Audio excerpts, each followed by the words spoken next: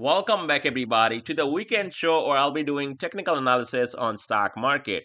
So before we get started, please hit that like button and that is greatly appreciated. And if you're new here, consider subscribing. Now, the Black Friday deal is extended up to November 30th, Sunday midnight. So head over to Patreon and you can get trade ideas like these ones that we took. And I'm just sharing only two trade ideas that we took and sold recently, not all of them here in this video. PNW calls, you can see 190.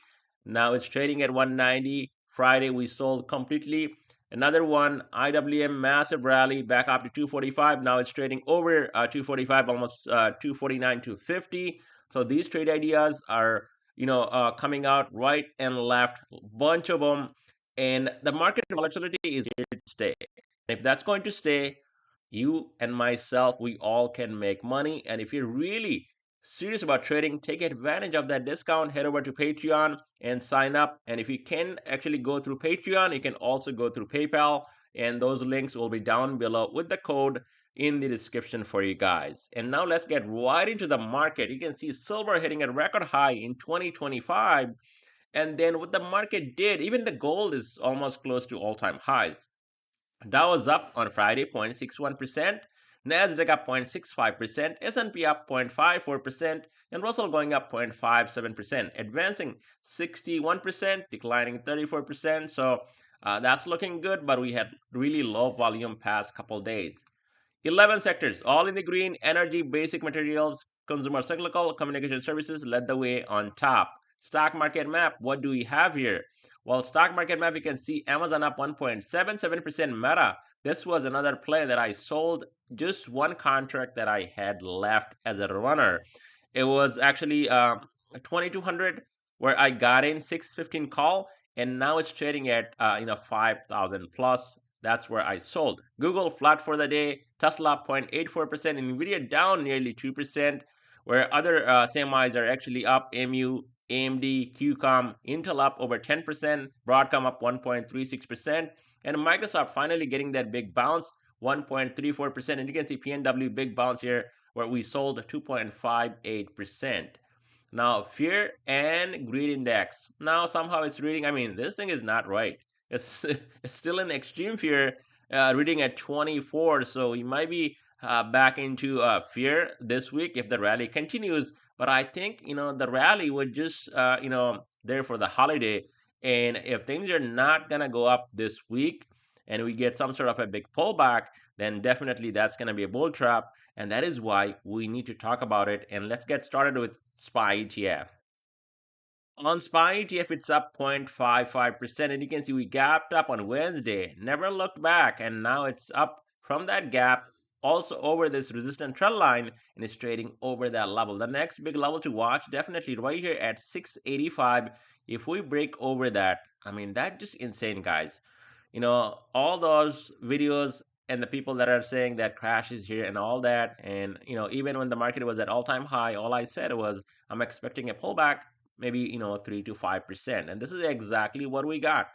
And guess what? What's interesting here, it was actually steps down to the downside, right? And elevator up, I mean, completely opposite with low volume. And I know why low volume, probably because of holiday.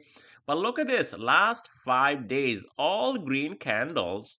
And then within just not even 5 days, 4 days, I would say. One day was a half a day, Friday, and we're back to almost all-time highs. That is just insane market. There is so much money in the system that any dips in the market gets bought up immediately, and Fed printing all that money, guess what? That is why you cannot bring this market down, especially when you talk about, like, these crashes. Let's just say I'm not gonna go to 1929 and all that crap like other people, but let's just say 2000, 2002, 2008. We're nowhere near that, guys. Nowhere near. Look at the buying here. I mean, is this actually a bullish candle? No. Was there any follow through? Absolutely not. What we got as a monthly candle, we got a hangman candle here on this monthly time frame. But if you look at my screen, look at this. I mean, 692, 690 can definitely happen on monthly scale, but things are just happening too quick with low volume. And that's just the way it is for past couple years. I would say from that 2022 bear market just rallies. That's the only way. And yes, if you're shorting the market, you're getting rewarded. But especially when you are really, you know, getting on top and waiting and you're buying time. If you're buying weeklies and stuff, that just not working. Lots of people shorting into the hole as well and losing money, like right here. Oh, crashes here, I'm gonna short here. No, this is not a zone to go and short. As a matter of fact, a Meta was oversold, and even that one, I mean, you can see how big of a bounce we got on that one, from almost 580 now almost 650, right? Huge bounce. So what is next, and what's next week? Come tomorrow, not tomorrow, Monday morning. Well, if we get a pullback here, that 680 has to hold. Otherwise, it could be coming back into that 676 range. And do keep that in mind. We do have Jay Powell speaking Monday.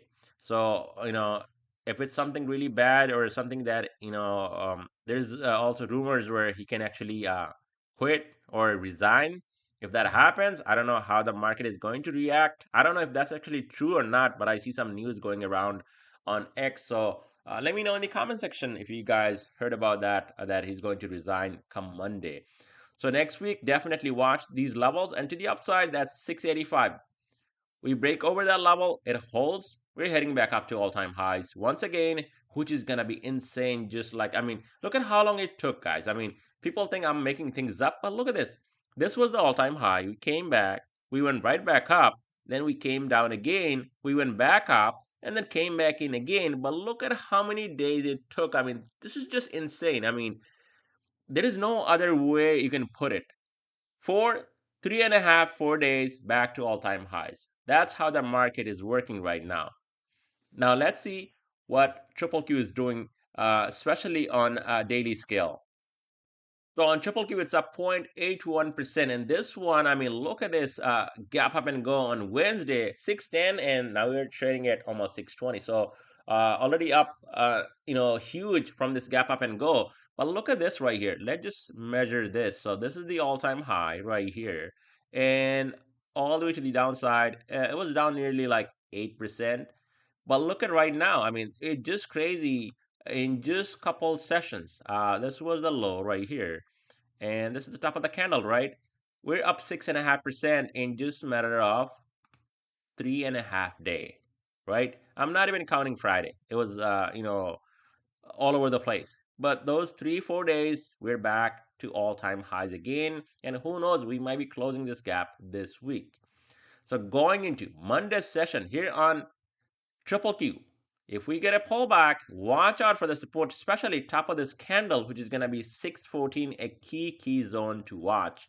Below that, we might be filling this gap at 610, maybe retesting a 50-day and the 5-day and this trend line, which could be a buying opportunity as long as the support holds. But if this thing continues to move up, watch out for a push all the way up to 624, and then from there we have this gap on top near 630, so we can definitely head over to that gap this week here on Triple Q.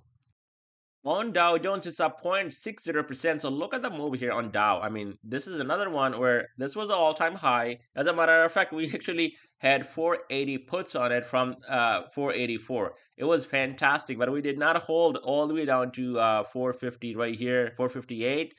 I think we sold somewhere here, and that was enough. But look at the move to the upside now. I mean, huge move to the upside. We got over 476, and now it's only about few dollars away from all-time highs in just a matter of 3, 4 days, right? So going into 476 holds up. Watch out for continuation back up to 480, maybe even another all-time high. 477 does not hold, then watch out for, or actually 476 right here does not hold, then watch out for a move down to maybe this gap.